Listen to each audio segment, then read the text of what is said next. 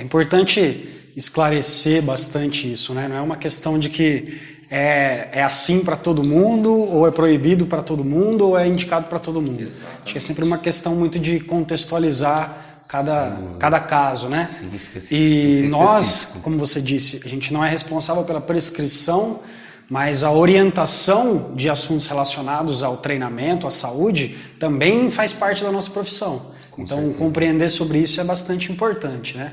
O que eu queria te perguntar agora é, assim, a gente tem um consenso da questão do uso de proteína, né?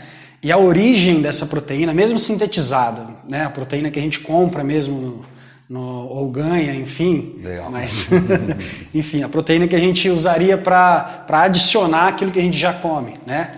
No uso estético, enfim, ou em alguns casos até de saúde. Mas existe uma diferença grande essa proteína ser retirada, por exemplo, de origem animal ou vegetal, ou isso se equivale por ser sintético? Legal.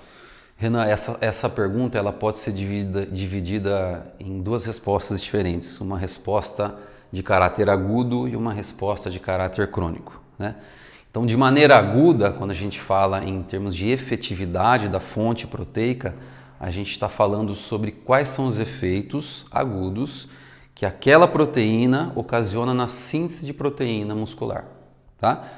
Então, a gente vai falar primeiro sobre essa parte aguda e depois a gente vai falar sobre a parte crônica, que é a hipertrofia propriamente dita, né?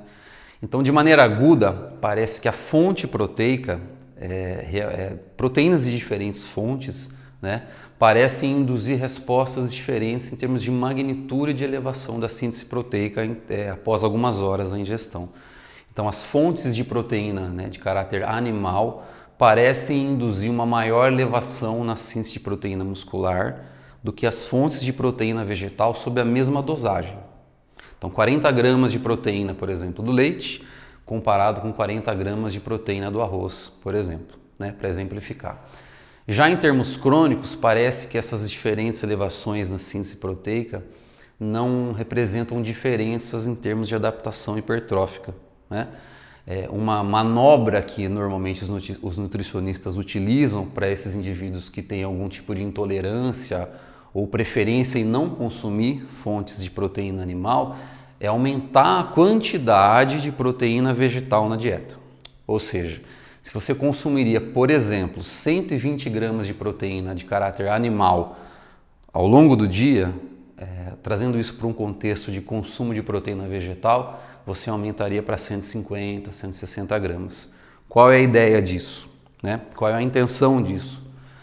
As fontes de proteína animal, por dose de proteína total, por exemplo, 30 gramas de proteína animal, elas fornecem uma maior quantidade de aminoácidos essenciais, ou seja, aqueles aminoácidos que o nosso corpo não consegue produzir.